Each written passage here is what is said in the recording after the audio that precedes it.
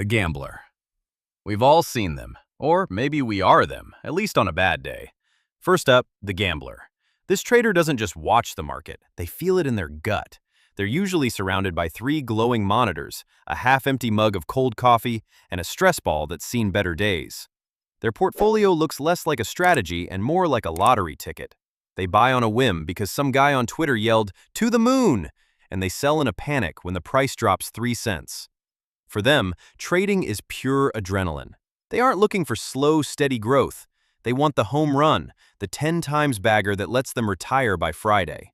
It's not about fundamentals, it's about the thrill of the chase, the dopamine hit of seeing that bright green candle. And honestly, they are the reason trading is so entertaining to watch. The news junkie. Next, we have the news junkie. This character doesn't just read the headlines, they live in them. Their desktop is a chaotic mosaic of Bloomberg terminals, CNBC live streams, and 3 different economic calendars. They have push notifications for everything, from Federal Reserve speeches to crop yields in Brazil. When the news breaks, they are already executing a trade before the rest of us have even processed the word inflation. They are the human equivalent of an economic algorithm, analyzing every word Jerome Powell says like it's ancient prophecy. To them, a stock is only as good as its latest earnings call. They'll dump a company they love because the CEO sneezed during an interview. They are hyper-informed, hyper-nervous, and yet, somehow, they still manage to get caught off guard by the buy the rumor, sell the news trap every single time. The robot, Quant. And then we have the robot, also known as the Quant. This trader looks at the chaotic human emotions of the market and tries to turn them into cold, hard math. They don't have fancy charts with colorful lines. They have spreadsheets, Python scripts, and a terrifying number of regression models. They are convinced that the market is just a giant, solvable puzzle. While the gambler is sweating over a 5-minute candle, the robot is backtesting a strategy that uses the lunar cycle and the price of orange juice to predict the S&P 500. Their trading desk is eerily quiet, filled with the sound of fans whirring from their high-performance PCs. They don't care about the company's mission or the CEO's vision. They care about volatility, correlation, and arbitrage. They are the ones setting the algorithms that move the market in milliseconds, and they will be the first to tell you that human intuition is just a bug in the system. The Chartist. The Chartist, the artist of the trading world. They stare at the same price data as everyone else, but they see it differently. To the Chartist, the screen is a canvas of support lines, resistance levels, and a dozen different moving averages that look like a tangled bowl of spaghetti. They are armed with a digital ruler and a compass, drawing triangles, flags, and head and shoulders patterns on every time frame. They speak in a secret language. We're approaching the 200-day SMA, or it's a classic bull flag formation. They will tell you that the market has a memory and that history repeats itself, at least until it doesn't. They use Fibonacci retracements like they are magic wands.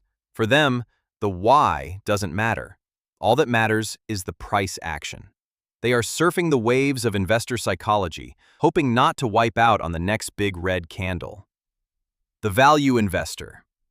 Now, this is the one who probably has a dusty copy of The Intelligent Investor on their shelf. The value investor is the tortoise in the race. While everyone else is chasing hot stocks, they're buying the boring ones, the ones that sell insurance, frozen peas, or door hinges. They are deep in the financial statements, looking at price-to-earnings ratios and free cash flow like a detective at a crime scene. They are looking for margin of safety, buying $1 for 50 cents. They don't care about what the stock does this week. They're thinking about what it will do in a decade. They buy when everyone else is terrified and sell when everyone is greedy. Their portfolio is as exciting as watching paint dry, but it's that boring stability that lets them sleep peacefully at night. They are the ones who quietly accumulate shares and then smile when the company eventually increases its dividend for the 20th year in a row. The long-term buy and holder, Warren Buffett style. Finally, this is the master, the Warren Buffett archetype. This trader doesn't really trade, they own. They treat stocks not as ticker symbols, but as pieces of actual businesses. They are sitting in a comfortable chair, not a high-stress trading pit, probably sipping a cherry Coke and looking utterly unimpressed by the daily volatility. They have a simple philosophy: find great companies with a durable competitive advantage at a fair price, and then do nothing. They hold for years, sometimes decades. They aren't afraid of market crashes. They welcome them as a sale at their favorite store. Their secret weapon is patience and compound interest, which they consider the eighth wonder of the world. They ignore the noise, the flashy IPOs, and the daily drama. They know that the stock market is a device for transferring money from the impatient to the patient, and they are very, very patient. So, there you have it, the full spectrum of the trading world, from the frantic adrenaline of the gambler to the zen-like patience of the long-term holder. The irony is, you probably have a little bit of every type in you.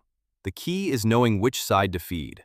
If you enjoyed this breakdown, hit that like button and subscribe for more deep dives into the world of finance. Thanks for watching.